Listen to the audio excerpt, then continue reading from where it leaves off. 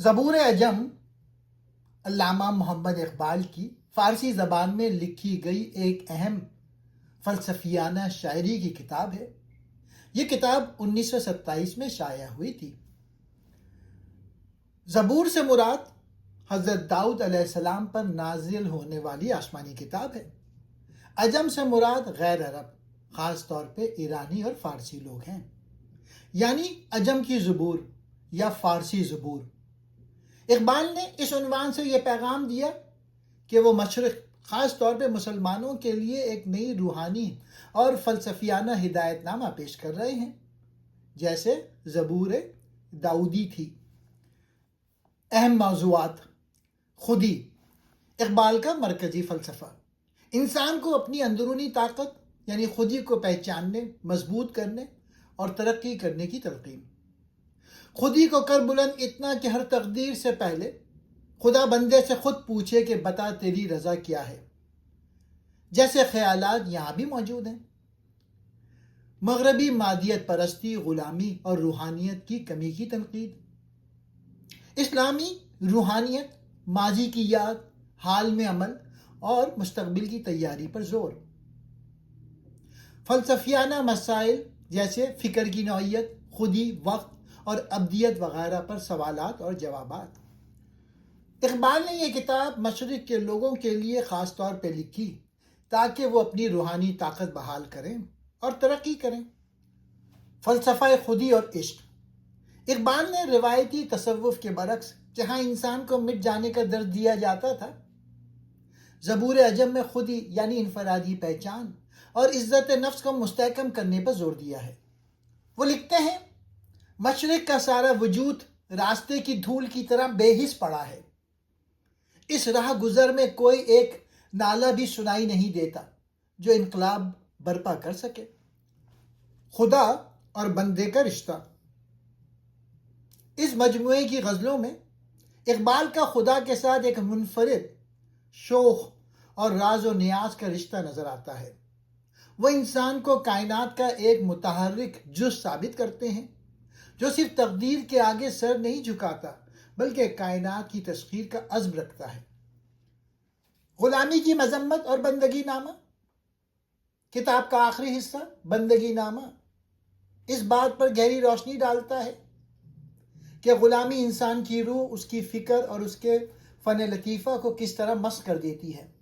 اقبال فرماتے ہیں کہ غلام قوموں کا دین اور ان کا آرٹ بھی مردہ ہو جاتا ہے کیونکہ وہ زندگی کی سچی طرف سے محروم ہوتے ہیں۔ گلشن راز جدید علامہ اقبال کی ایک نہایت اہم فکری اور فلسفیانہ مثنوی ہے جو زبور عجم کے آخری حصے میں شامل ہے۔ اس حصے میں بنیادی سوالات اور علامہ اقبال کے فلسفیانہ جوابات موجود ہیں۔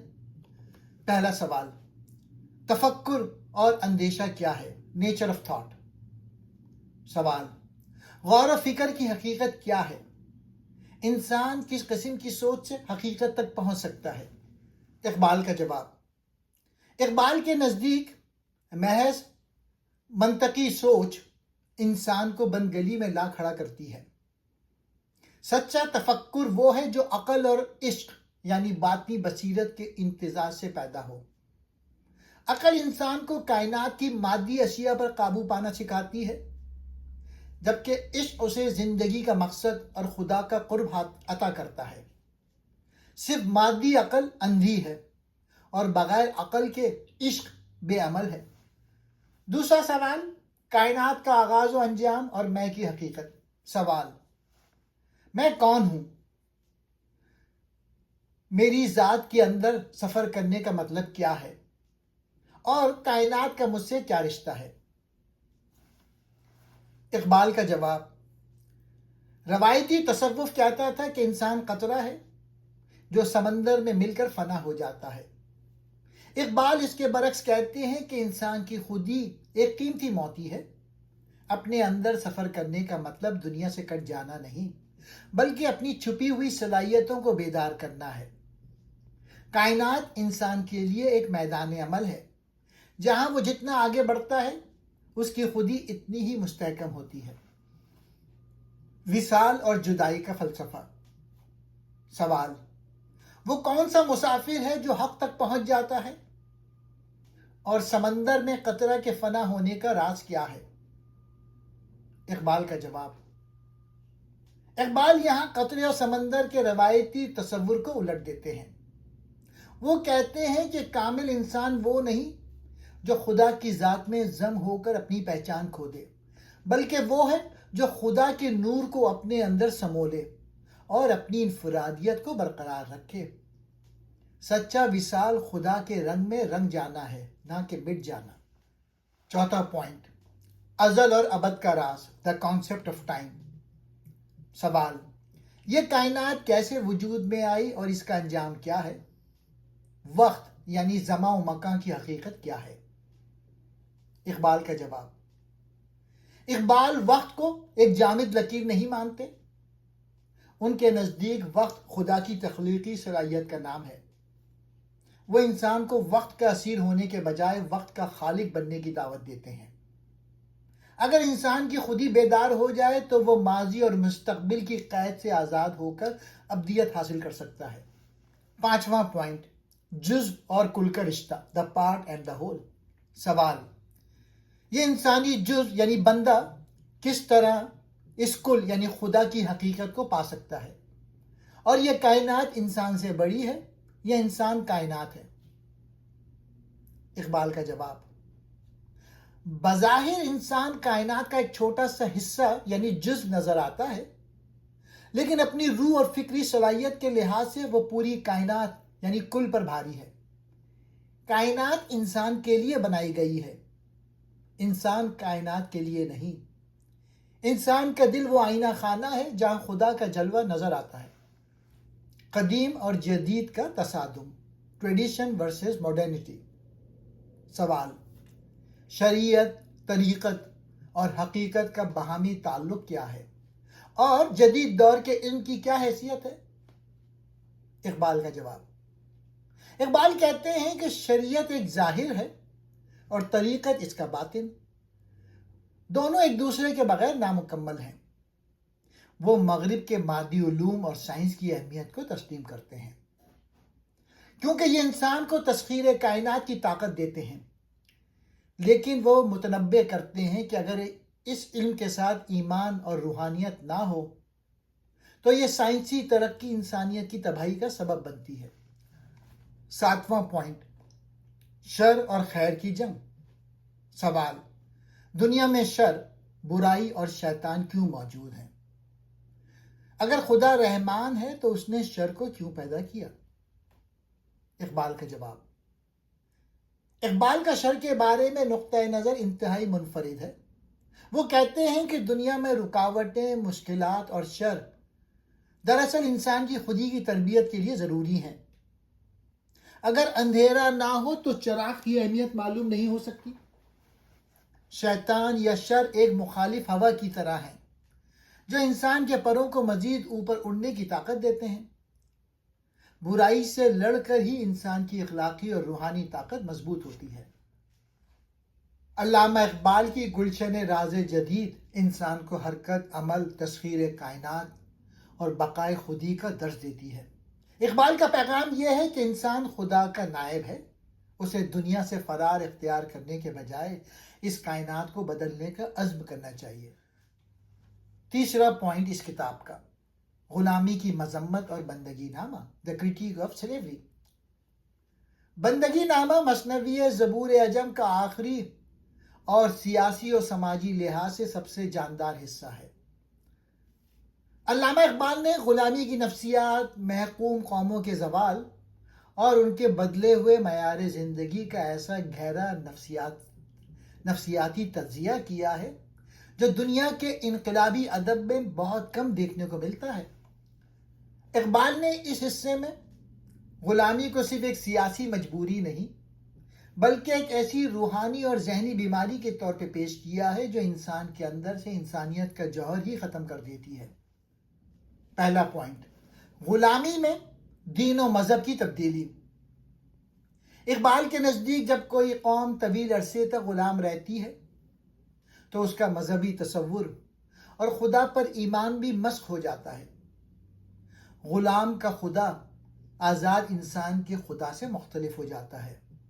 غلام صبر و شکر، قناعت اور تقدیر پرستی کے ایسے معنی گھڑ لیتا ہے جو اسے مزید سست اور بے عمل بنا دیتے ہیں۔ اقبال کا پیغام: غلام قومیں اپنی بے عملی کو رضائے الہی کا نام دے کر خود کو مطمئن کر لیتی ہیں، جبکہ اصل دین تو حرکت، جہد مسلسل اور خودی کی بیداری کا نام ہے۔ دوسرا پوائنٹ، غلام قوموں کی فنون لطیفہ، آرٹ اینڈ آرکیٹیکچر۔ بندگی نامے کا ایک بڑا حصہ غلام قوموں کی موسیقی، شاعری، مصوری اور طرز تعمیر کے لیے وقف ہے۔ اقبال کہتے ہیں کہ کسی قوم کے فن کو دیکھ کر آپ اس کی آزادی یا غلامی کا اندازہ لگا سکتے ہیں۔ موسیقی اور شاعری۔ غلاموں کی موسیقی اور شاعری میں حزن و ملال، نا امیدی اور غم کی فراوانی ہوتی ہے۔ ان کے نغمے دل کو گرمانے کے بجائے روح کو سلانے کا کام کرتے ہیں۔ طرز تعمیر یعنی آرکیٹیکچر۔